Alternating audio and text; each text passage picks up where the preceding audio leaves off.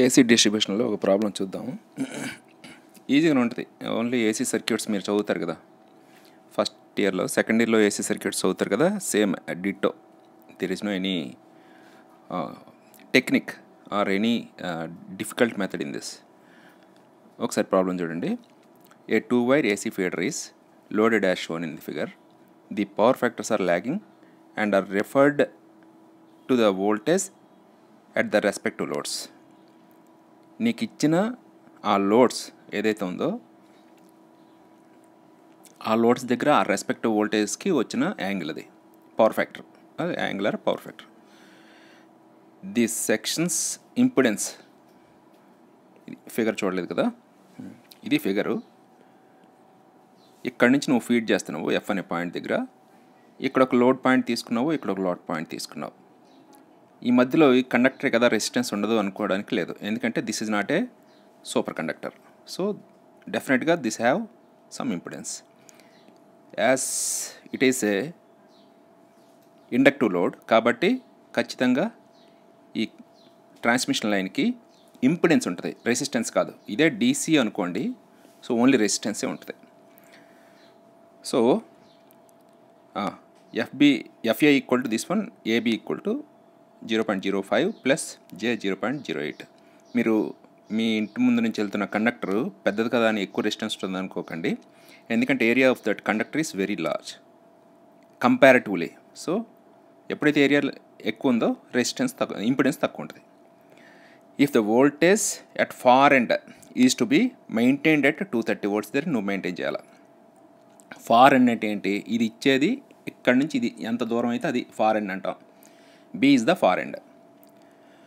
So calculate the voltage at the supply end.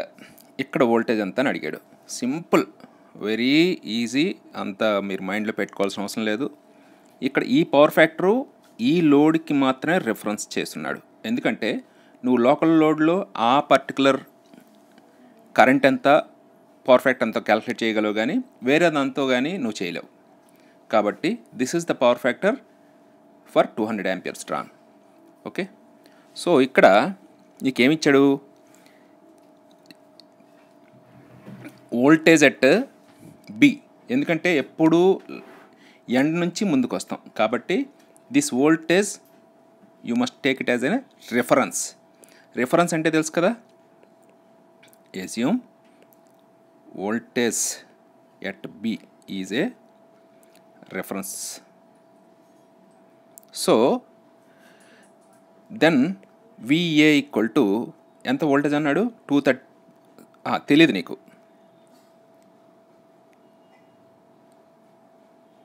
Okay చూడండి ఒకసారి. If the voltage at the far end 230 volts, తెలియదు కాదు, ఉంది. So VB is equal to 230. Reference తీసుకోమన్నాం కాబట్టి 0 అనమాట, అంటే రిఫరెన్స్ వెక్టర్ లాగా. Okay, this is the reference voltage. Now what is the voltage at point A? ఇక్కడ లైన్ గీసాను కదా, దూరంగా ఉందనొద్దు, దూరంగా ఉంది అనుకోవద్దు, ఎందుకంటే దీనికి లైన్ ఇంపిడెన్స్ ఇవ్వలేదు కాబట్టి ఇక్కడ పక్కనే ఉన్నట్టు లోడు. ఓకే, ఇలా గీసినంత మాత్రాన మళ్ళీ దీనికి ఉంటుంది కదా అని డోంట్ ఆ మిస్కన్సెప్షన్కి వెళ్ళొద్దు, ఎందుకంటే ఇస్తేనే లాంగ్ ఉన్నట్టు. ఈ ఇంపిడెన్స్ ఇవ్వకపోతే మాత్రం ఈ లోడ్ అనేది ఇమ్మీడియట్గా ఇక్కడే ఉంది, షార్ట్ డిస్టెన్స్ అని అర్థం, వెరీ వెరీ షార్ట్ అని. So VA voltage at A is equal to VB plus, let ఇది I2 అను, ఇది I1. Now the current flow between A and B is I2, F and A is I1 plus I2. ఎందుకు ఈ current ఇలా వచ్చి ఇటు వెళ్తుంది, ఇటు వెళ్తుంది. So VA equal to I2, ఇది ఈ వోల్టేజ్ ప్లస్ ఈ డ్రాప్, I2 Z అనుకో, ఇది Z, ఇది Z1. 230 at an angle 0 plus I2 అంటే ఇది. మరి పవర్ ఫ్యాక్టర్ ఎంత? cos pi is 0.8, cos pi 2 Anu, then pi 2 is లేకపోతే sin pi 2 ఈజ్ 0.6.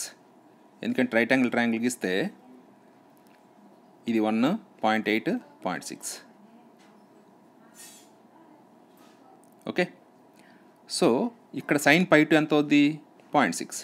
ఇది by opposite side by adjacent side, ఇది pi 2. Now I2 is 200. Lagging load చూసుకోండి, ఇక్కడ చూడండి. The power factors are lagging load. Usually పెద్ద power plants ఎప్పుడు lagging లోడ్లోనే ఉంటుంది. ఆ లోపల కెపాసిటీ బ్యాంక్ పెట్టి ఇంప్రూవ్ చేస్తే కానీ లీడ్లో ఉండదు.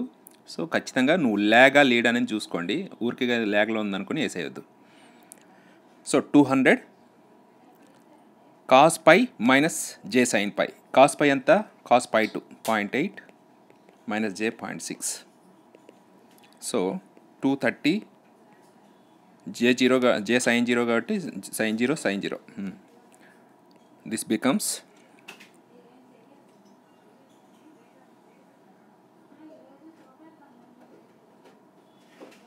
ఇక్కడ ఒకటి మర్చిపోయాము. అది ఏంటంటే I2 Z2 వేయాలి, బట్ I2 ఒకటే వేసాను. Z2 ఎంత? Z2 అనింది AB 0.05 ప్లస్ J 0.08. ఇక్కడ వేద్దాం.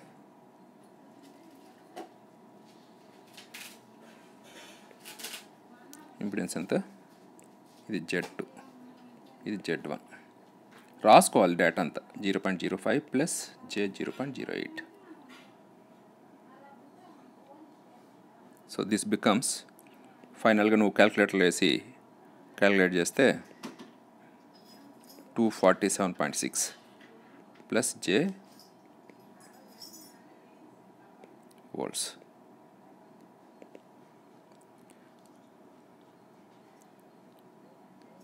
చూడండి,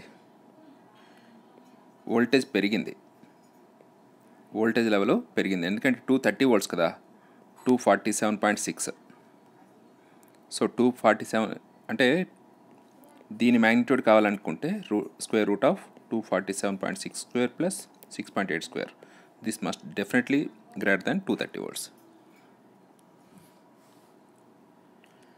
okay, so now this can be written as VA కదా, magnitude of at an angle pi Anu. what is pi A? tan inverse 6.8 by 247.6. Angle ఎంత వస్తుందంటే 1.573.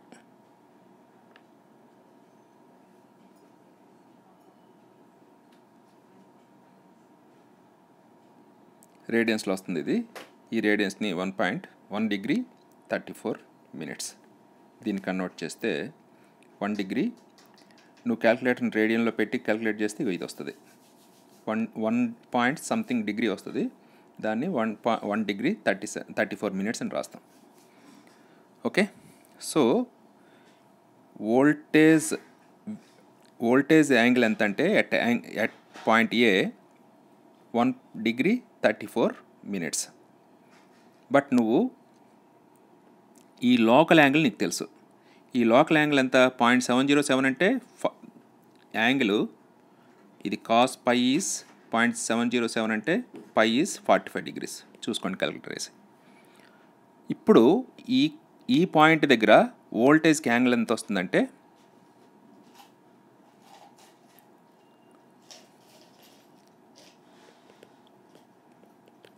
ఇప్పుడు I1 ఉంది కదా, ఈ I1 100 at an angle ఈ లోకల్గా 45 డిగ్రీస్ మైనస్. కానీ దేంతో రిఫరెన్స్ చూడాలి? ఏ రిఫరెన్స్తోని? ఇక్కడ ఉన్న వోల్టేజ్తోని రిఫరెన్స్ పెట్టుకొని చూడాలి. ఎందుకంటే ఇక్కడి నుంచి ఇక్కడికి వోల్టేజ్ వచ్చేసరికి కొంత యాంగిల్ మారిపోయింది, ఎందుకంటే ఇక్కడ డ్రాప్ ఉంది కాబట్టి. సో ఈ మధ్యలో డ్రాప్కి ఎంత యాంగిల్ వచ్చింది? 1 డిగ్రీ 34 మినిట్స్ వచ్చింది. కాబట్టి ఈ 1 డిగ్రీ 34 మినిట్స్ టిల్ట్ అయింది కాబట్టి దాంతో ನೀವು రిఫరెన్స్ పెట్టుకొని చూడాలి. ఇది ఒక్కటే మీరు ఇక్కడ కన్ఫ్యూజ్ అవుతారు. So I1 lags the reference voltage by an angle of pi1. ఇది pi1 అన్నాను కదా డెడెంట్లో, ఇది minus let this is pi a. So this is 45 degree minus 1.1 degree 34 minutes. ఇది 43 degrees 25 minutes అవుతుంది. ఇప్పుడు I1 అనేది కరెంట్ ఎంత 100 amperes at an angle minus 34 25 minutes. ఇది I1. ఎందుకు I1 కనుక్కోవాల్సి వచ్చింది? VF కావాలి. ఏది సెండింగ్ ఎండ్ వోల్టేజ్ దగ్గర, సెండింగ్ ఎండ్ దగ్గర వోల్టేజ్ అంతా కనుక్కోవాలి. ఈ వోల్టేజ్ కనుక్కోవాలంటే ఆల్రెడీ ఇక్కడ వోల్టేజ్ నీకు తెలిసింది. This voltage is with reference to voltage at B.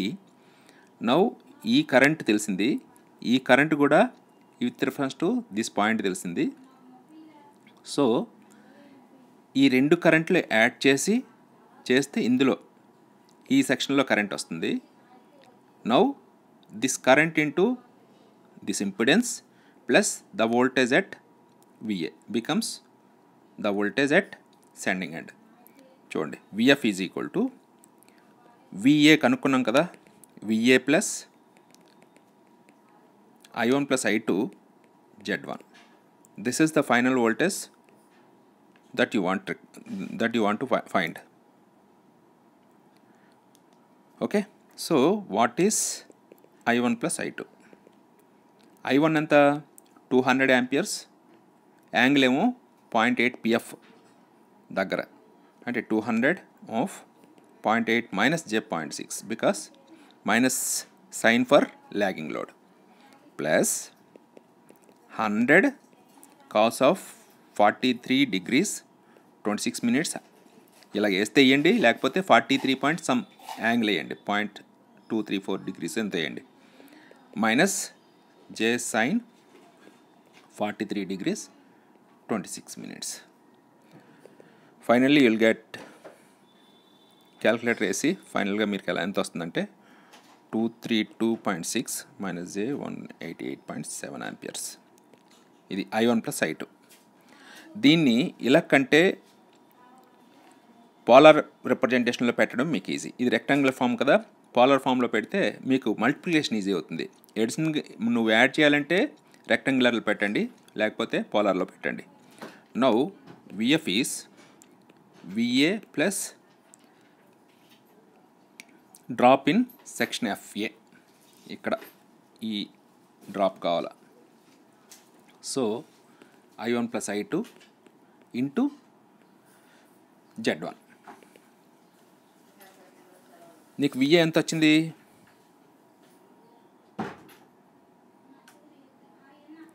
VA ఇది VA is 247.6 plus J 6.8 plus I1 plus I2 ఎంత వచ్చింది? ఇది 232.6 minus J 188.7 ఇంటూ Z1. ఇక్కడ వేసుకుంటే బెటర్. Z1 ఇగో ఇది 0.03 plus J 0.05. So finally you'll get 264 plus J 112.77 volts. Now what is the angle? Let pi 2 theta ఉన్నావా? Sorry, అది ఈ పై one minus pi అన్నాం కదా, ఇది FB phi F. Angle phi F equal to tan inverse sine component by 264. This becomes 2.67 degrees or 2 degrees 46 minutes. Okay, so now what is the end voltage?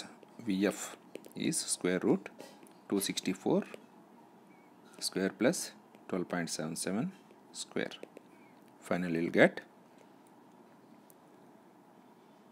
264.31 volt. So ఎగ్జామినేషన్లో మీకు ఇచ్చినప్పుడు దయచేసి తడబడద్దు, ఎందుకంటే ఇక్కడ చూడండి మరొకసారి చెప్తాను. ఇది రిఫరెన్స్ తీసుకుంటున్నాం. ఈ రిఫరెన్స్ ఎంత అంటే 230 at an angle 0, రైట్. ఈ వోల్టేజ్కి ఈ కరెంట్ ఇందులో ఫ్లో అవుతుంది కదా, I2 అన్నాను. I2 into Z2 becomes the drop in the section AB. AB ఎంత 0.05, ఇక్కడ రాసుకోండి, ప్లస్ 0.08. సో ఇక్కడ డ్రాప్ వచ్చింది, అది విఏ కూడా యాంగిల్ ఎంత వచ్చిందంటే 1.573 degrees. ఇది డిగ్రీస్ అమ్మా, సారీ తప్పు చెప్పాను, ఇది డిగ్రీస్. ఈ డిగ్రీస్ ఎక్కడి నుంచి వచ్చినాయి, ఇక్కడ నుంచి ఇక్కడ, అంటే ఈ డ్రాపు ప్లస్ ఈ వోల్టేజ్ రెండు చేరితే ఇక్కడ వచ్చింది. కానీ ఇక్కడికి వచ్చేసరికి నీకు ఎంత వచ్చింది, ఈ voltage the magnitude of this one at an angle 1.573 degrees. Okay, కానీ ఇక్కడ ఈ లోడ్ది 45 degrees ల్యాగ్లో ఉంది. బట్ నువ్వు చూడాల్సింది దీని రిఫరెన్స్తో కదా చూడాలి. అంటే ఎలా ఉంటుందంటే ఇది విబి, నీకు వచ్చిన డ్రాప్ ఇది, నీకు ఈ కరెంట్ ఇక్కడ ఉంటుంది, ఇది 45. ఇప్పుడు ఈ పాయింట్ దగ్గర ఎంతైతే వోల్టేజ్ వచ్చింది అట్ అన్ యాంగిల్ సంథింగ్ ఉందో దాన్ని రిఫరెన్స్ చేసి ఇది చెప్పాలి. అందుకు ఈ 45 degreesలో నుంచి ఈ ఏ దగ్గర వచ్చిన వోల్టేజ్ యొక్క యాంగిల్ని తీసేస్తే ఇప్పుడు ఇది దీని రిఫరెన్స్కి వెళ్తున్నట్టు. అదొక్కటి మైండ్లో పెట్టుకోండి. మైండ్లో పెట్టుకునేది ఏం లేదు, by practice that comes. So ఫైనల్గా you'll get the voltage at sending is 26.4.31 volts.